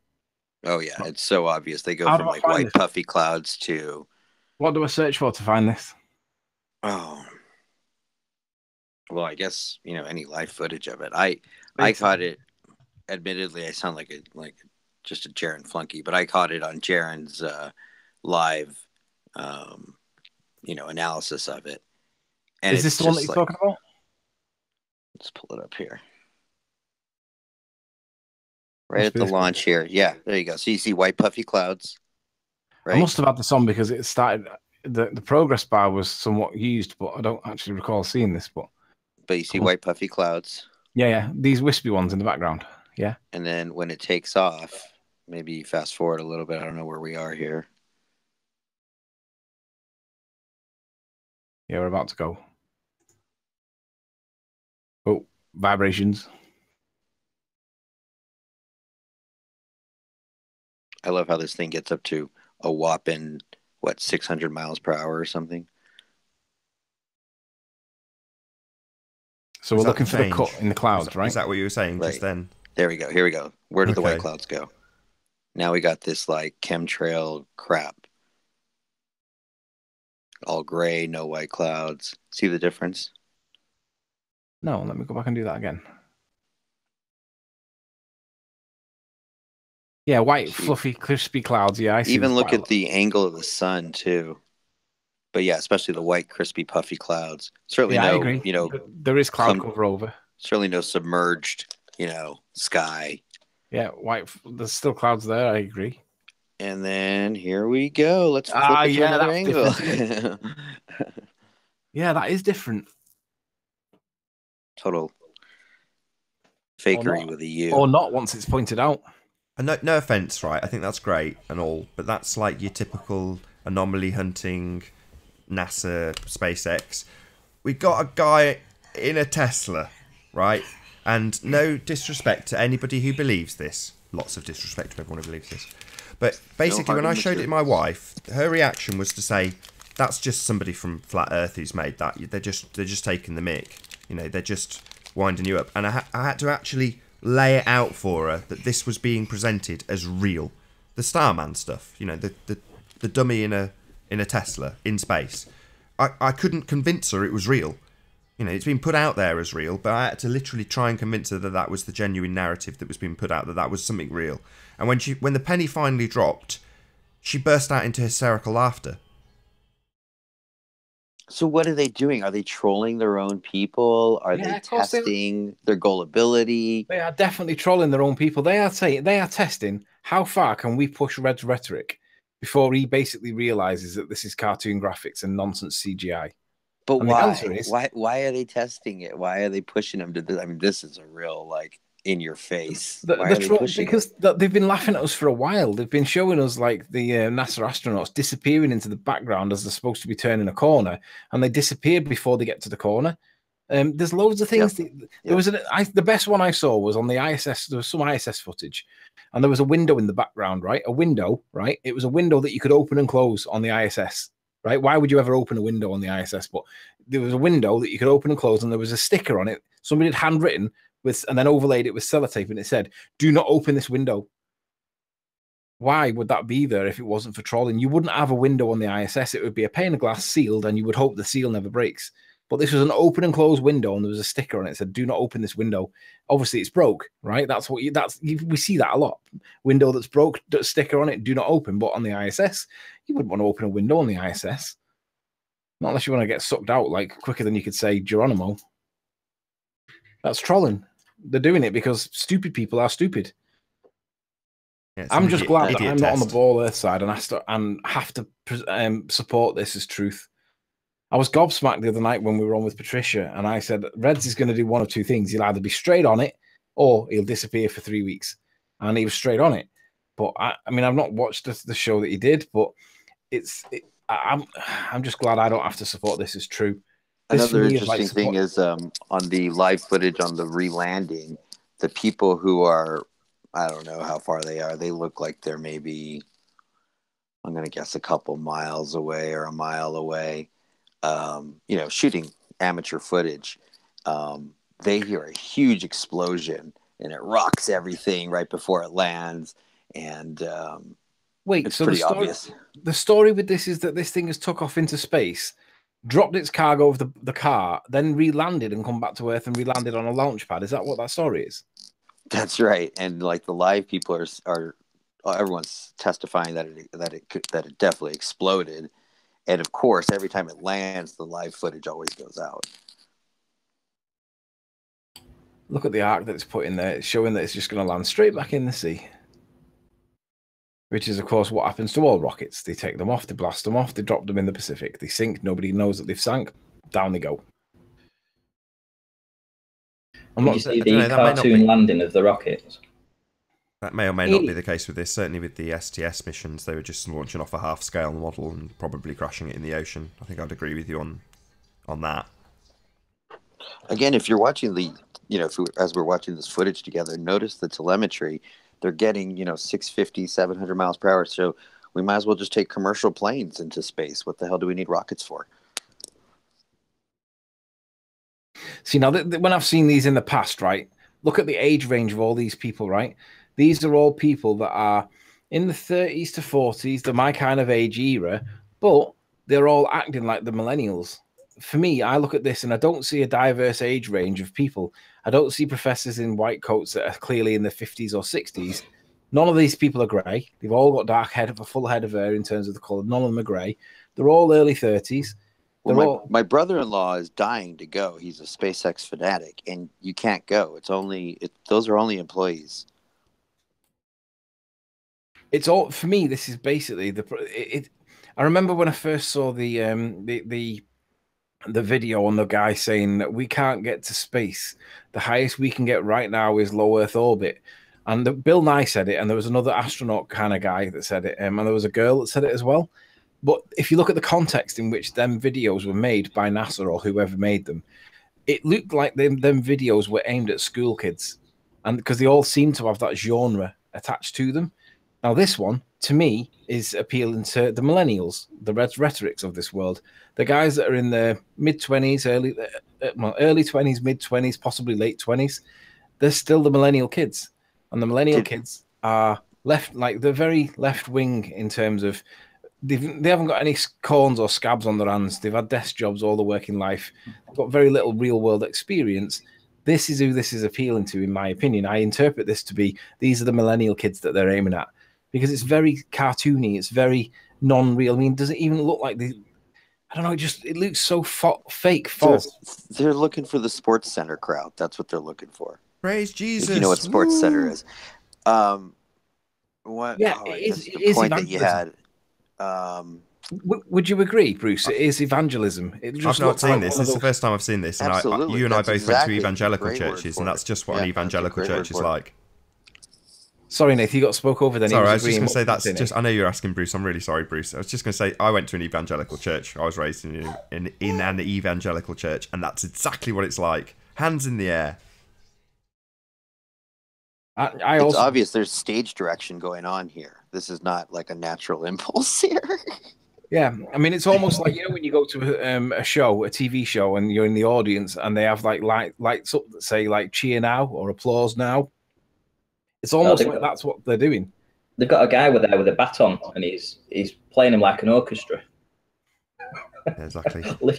I'm just going to do a quick link, guys, because we have approximately half an hour left on this live stream. So I hope you're all enjoying the debate thus far. Please share the show if you've not done so already. If you'd like to join the panel, simply mute the page you're currently watching, then click the link in the info box to join the discussion and express your views on the shape of the Earth. Please don't swear if you join the Hangout, otherwise I'll eject you. And if you are ejected, please don't try to rejoin the stream using sock accounts.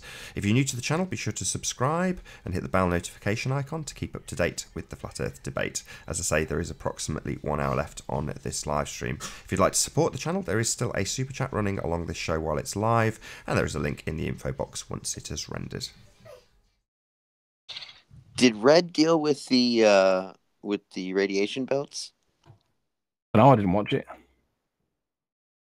Oh, I think I haven't really heard anyone deal with it, but I think Elon did, but I don't know what he said. I'm not interested in the SpaceX stuff because for me, the SpaceX stuff is science fiction. That's the only word I can use to describe it. For me, it doesn't do anything for me. I'm just trying to find. The way he doubles down, though, is amazing. Like he's in the interview and he says, "We didn't do anything to harden, this automobile at all. This is just your normal automobile." Well, this phrase "doubling down" is only something I've become familiar with in the last week or two, and I didn't know what it meant, and I had to ask Nathan to explain it, and I've never come across it before ever. It's just one of those things that I'd never picked up on in life, right? So I had to ask Nathan to explain it, and now I understand what it's used for and the context in which it should be used. Now I'm seeing it all over the place. It's just ridiculous. Now, what I want to show you here. Am I still screen sharing? Nath, would you stick me back on screen share a sec? I've got so let me know when you're done. Yeah, you're done. So I was showing this clip before, and I was showing the the scene where these people look like they're all in church. This looks like evangelism. This looks similar to praise and worship, right? So what I've done is I found look at them all. They're all yeah.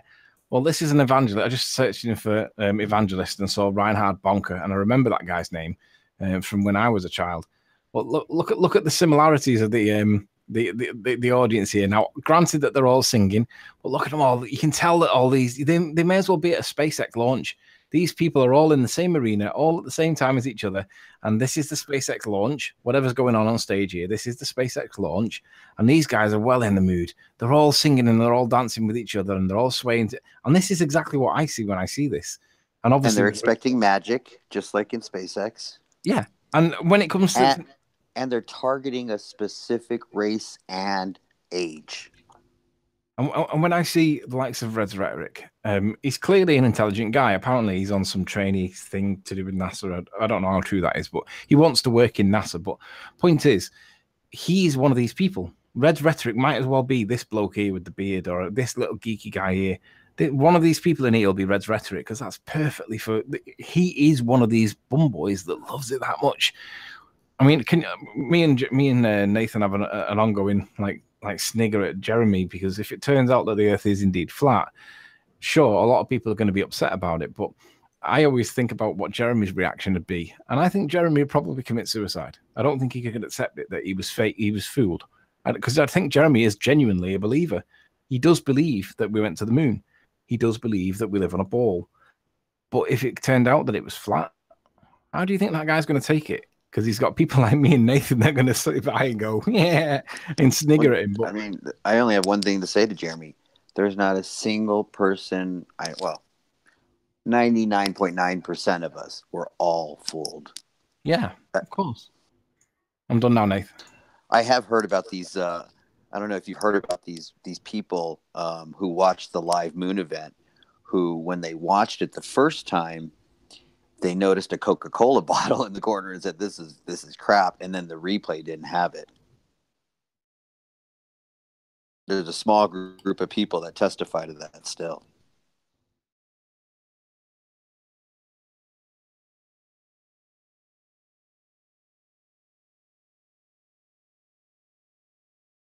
A couple of people moaning that they can't join. I'm saying all are welcome. The link is available to everybody. It's a public link. However, if you've annoyed one of the guests and they have you blocked, that's not my problem, I'm afraid. I mean, Warrior's been especially irritated this week. I just want to like send him something to ease him.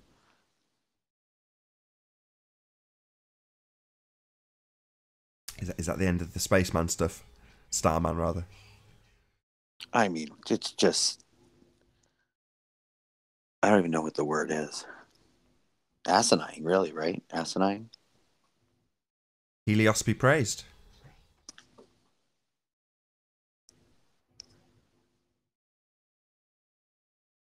That'd be the stepping stone to the aliens. Tell me more. It's amazing how many, people on the round side are willing to, imagine aliens, but not be able to imagine the evidence that seems so clear that we lay out every day. Yeah, I see what you mean. If you've had enough predictive programming for something like aliens, it's easy to accept it when you just say that obviously there's got to be aliens. You know, the infinite expanding universe dictates that we must have aliens. I agree. Yeah, I mean, the aliens. idea that they even find these planets is based on this dot matrix printout. That when the light spectrum goes away, obviously it's going behind a star. It's a planet. This is what it is, and it might be in the Goldilocks region. It's amazing. Did you see Chris Monk's interview yesterday, Bruce? I didn't. In that interview, he said that he had modelled the heliocentric system, so he puts all of the different planets and all of the movements in, plots it in, turns it on, and off it goes. He said it looks very similar to what you'd get if you went into one of these programs, there are plenty, and just looked at how the solar system works. He said, but then he turned the light on, and you get a very different story when you do that in the model. The light being the sun? Yeah. So if you imagine all of the things that we're told about eclipses and shadows and how it's working, if you actually turn the sun on in that model rather than just seeing little points twirling around the sun, it creates a completely different story about how and what we should actually see and don't.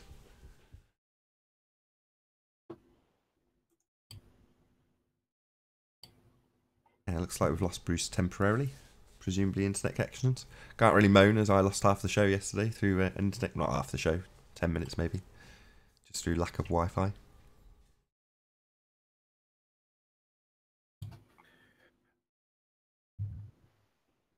You two guys still with me? Yeah. Yeah. We were. Chris was asked yesterday when the model will get put out, and Chris said, I'll put it out on Nathan's channel, which is very gracious of him as he's done the work on the model specifically. But he's going to put it. Hey, hello again, Bruce. So yeah, he's going to put that out hopefully in the next few days. I know a couple of people in the chat were asking earlier when's the model coming out. Baz I think was asking. So yeah, it'll be soon. Next couple of days, I would hope.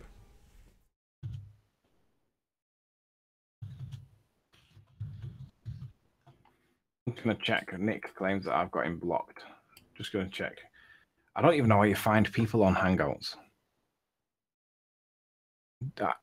Contacts. How do I find you, Nick, with no L? What's your Google Hangouts? I don't even know how Google Hangouts works.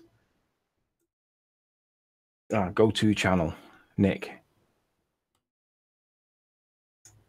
I'm just trying to see whether I do have you blocked or not, Nick. I don't. Ranty, how do I find Nick with no L on Google Hangouts? No idea. There was asks from the chat, will I be able to apply your model in Australia?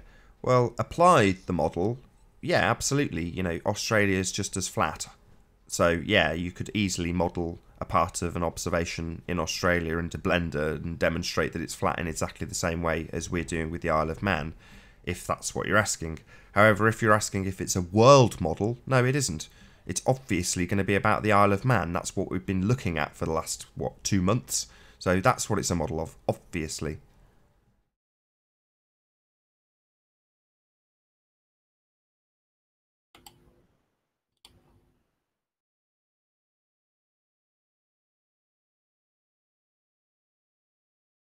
You're very quiet today, Ranty.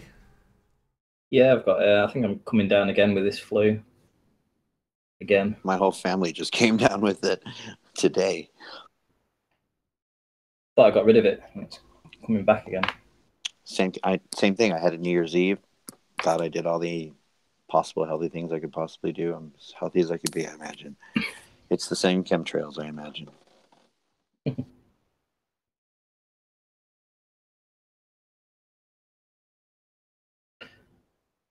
Did you have a chance to look at that Llandudno Isle of Man footage? Well, image. Who are you asking, Ranty? No, have we done that? Have we covered that today? What we found last night? No.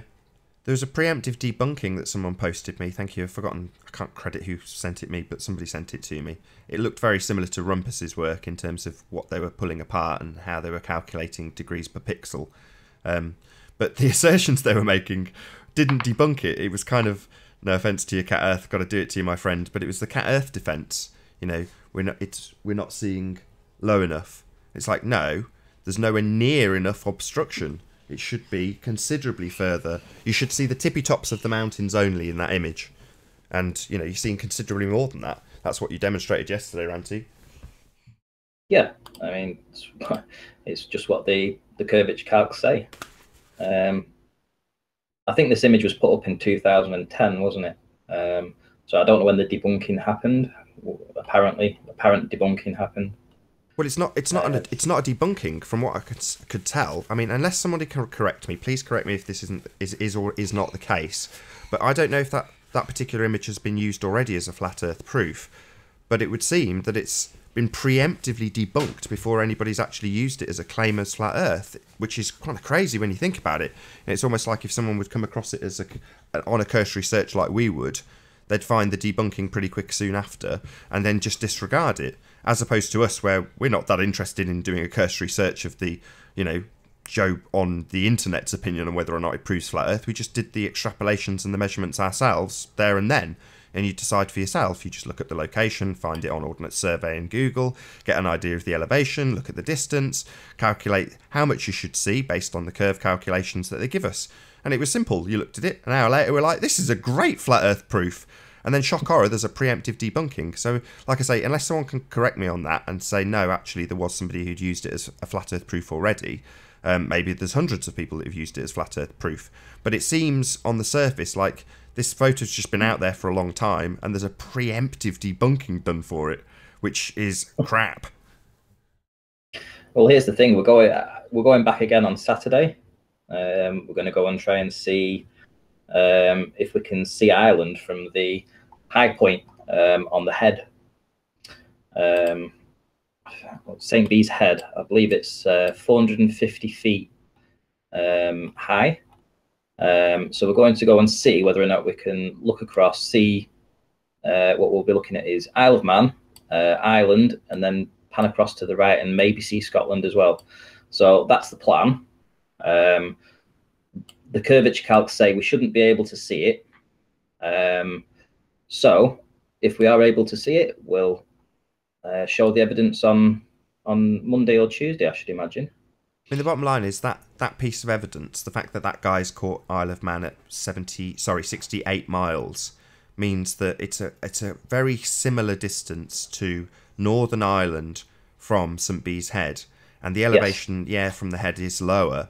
But by the same token, I don't think that should matter too much. With a good enough day, there's nothing for me to think that you couldn't get exactly the same type of image, but just of Northern Ireland rather than the Isle of Man at the same distance that guy caught. If he can do it, you can do it. Yeah. Well, obviously, on a clear enough day with a powerful enough zoom and a bit of Paul's maths, you can see your own arse in a telescope. On So the presumption that you live on a sphere. Yeah. But if you extrapolate from that, on a clear enough day with a powerful enough zoom, we could see the same distance that guy could see. Now, if you look at the quality of the picture, the depth in the picture that he got, there was contrast and it was clear. It was a very, very clear day.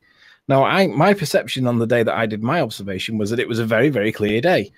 Now, it turns out that there are clearer days to be had, right? So it wasn't as clear as I thought it was. There is clearer. We can get clearer.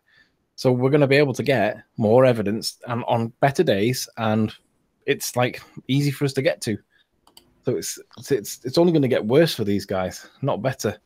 It's only going to get worse in terms of, well, what we're doing is we're pushing ourselves. We're deciding that, okay, we've seen the Isle of Man now. We've seen Moorgold Lighthouse. We know we can see more of that. In fact, all of it, when we shouldn't see any of it. So now we're going to try and push the limits to see, well, if we go up to the St. Bees Head and we look across towards the Isle of Man, will we be able to see Northern Ireland in the background? That's the question. So, you know, we've got the P900s, get them on the hill, and let's see what we can see. If it's a good day, we might see something great. If not, it'll just be a misty day. And the thing is, even though if it says it's sunny and stuff like that, it's amazing how misty the sea actually gets when you're looking out. It becomes very hazy. So even though it might forecast that it's going to be good weather, doesn't necessarily mean that's going to translate into what you can actually see at a long distance. Yeah, good weather doesn't mean good visibility, and bad weather doesn't mean bad visibility. You can have good weather but not good visibility. You mean literally, I'm sure Miles will agree with me. He probably won't, but he knows it's true. You can literally, with your naked eye, you can watch Isle of Man come and go in the visibility because of the visibility is the factor, the thing that stops us from seeing so far. Now, that thing is the visibility. It's the opacity of the atmosphere, otherwise known as the humidity, is it? I think it's the humidity value that governs that. As that changes and fluctuates through the day, you can watch the Isle of Man come and go. It's incredible. 1 minute it's there, next minute you can't even see it. Well, you sent me a picture, Anthony, while you were up. I mean, we were obviously back and forth on Skype and mobile calls, depending on reception. But at one stage, you sent me a photograph of Ranty doing a stacked image of Moorgold Lighthouse. So he's there, he's taking the picture, and you hold your phone vertically. I hate that, but there we go. You take a vertical picture of Ranty taking that stacked image, and when you sent it to me, I zoomed in on it, and sure enough, in that, you know, very not at all zoomed image, there's the Isle of Man in it, clear as day. And yet sometimes you can't even see it. You literally cannot see it. It's blended into the sky. You wouldn't even know it was there. In fact, when me and my missus turned up the first day, there was a group of people that were walking by and they're saying, "Oh, Isle of Man's over there," and they were pointing in the wrong direction. So I called them out and I said, "No, actually, it's over there." And they went, "Where?" I said, "Well, can you see that little bit of discoloration on the horizon there? That's the Isle of Man." He said, "Are you sure?" I said, Yeah. Keep looking, it'll clear up." Anyway, says, "All right, well, thanks for telling us." I don't think they believed me, but it was that bad. You could barely see it. But luckily, I'd already been and knew where I was looking. So, and then it did clear up later on. So I think they did see it. Nathan, can we just address Cat Earth in chat? He's claiming that Riley sends dick pics to Nathan. Can we just, for the benefit of the audience, can we just clear that one up? Oh, I already phrased it as a question. I said, "Cat, are you a closet homosexual?" Yeah. Well, any cat would be. Given that there wasn't actually a denial there, I'll do it for you. There has never been a dick pic sent from me to Nathan, or the other way around, for that matter. I have two questions. Is it possible, and maybe someone suggested this, I'm sorry if this has already been done, but is it possible to get someone at some target zones on the other side to shine a light? Yeah. Yeah, this is what we're hoping to try and do. Well, not a light, but we can see the headlights of cars on a clear night. So if we can see the headlights of cars and sometimes the tail light of cars as well, if we get someone on, say, Douglas Head, and they face this way and they put the high beams on, and then they flash the high beams, it's possible that we might be able to see them. That'd be good. yeah, I mean, it's something that we're going to try, but we need to get everybody at the same time. The weather has to be right. It's not as easy as just saying somebody just go there and do it. Right. Because if the weather conditions we're basically at the behest of the weather, and whether or not people can be there at a certain time and do it. And it's not that we're not at the behest of the curve and standard refraction.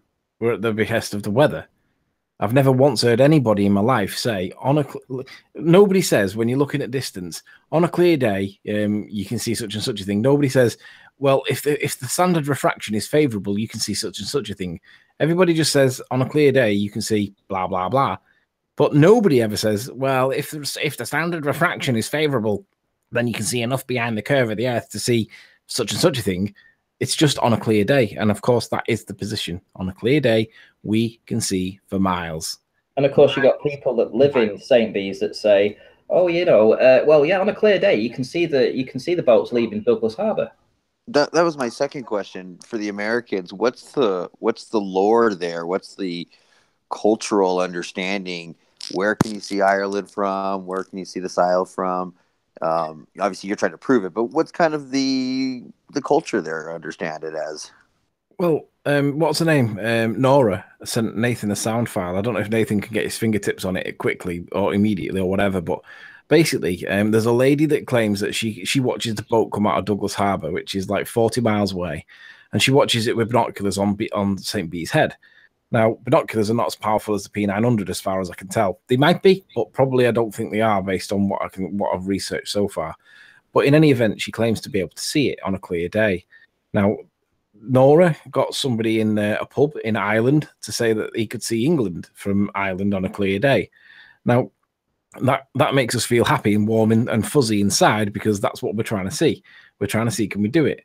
Now, we've had snow recently, and because we've had snow, it means that you can see the mountains and the definition in the mountains a lot better than you ever can before. And you can see, and literally you can see the snow-capped mountains of the Lake District from Douglas, and it looks like they're 30 miles away, not the 45 or 40 or so that they are. They look just in the background, but they're prominent. So it seems that there definitely is people that say that you can see Ireland from England and England from Ireland. We haven't caught it yet, but I think it probably will get caught. I'm just going to play that clip. I was asking this gentleman here whether he had ever heard tell by anyone he knew whether you could see the coast of England from Ireland, and this is what he says. Absolutely correct, what Nora has told me. 100% correct. My family go back 4 generations as far as Bray, and I myself travelled the hill there because I have so many aunts, uncles, great uncles. We're steeped in history. Well, my granddaunts and all my parents told me on a summer's day you could go to Bray Head, and I myself witnessed it as a young man when I used to go to my grandaunt's house on a lovely summer's day. You could see the coast of England quite clearly. From Ireland? From Ireland, And yes. Would you be up very high, or obviously I don't on a hill? No, it's not that high. It's only about, I don't know the... Was it in your house, you mean? Or no, you climbed the hill. You went up. Yeah, that hill behind the houses? No, you climbed, like, there was a promenade in Bray, which is on the coast, obviously. Yeah, and then at the bottom of the promenade, there's a rocky hill which runs all the way around to grey stones. Right. And if you climbed to the top of that, or walked along that coastal walk, you could see it quite clearly. Even from that path, the coastal walk? Yes, absolutely. Where all those pieces of flint are. So these people are telling Nora that she's lying. No, that's 100% correct, okay? There you go. Jazz Akonda, hello. How you doing, Jazz?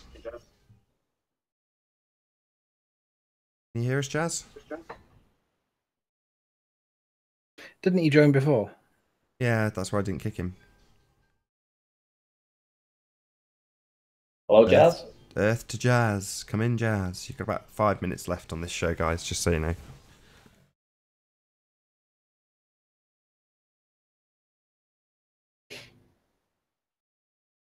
Did you see Jaren's rendition of the SpaceX thing, the heavy launch on Globebusters? They were talking about it, and it was brill. It was really, really good. I enjoyed it because they do the homework for you.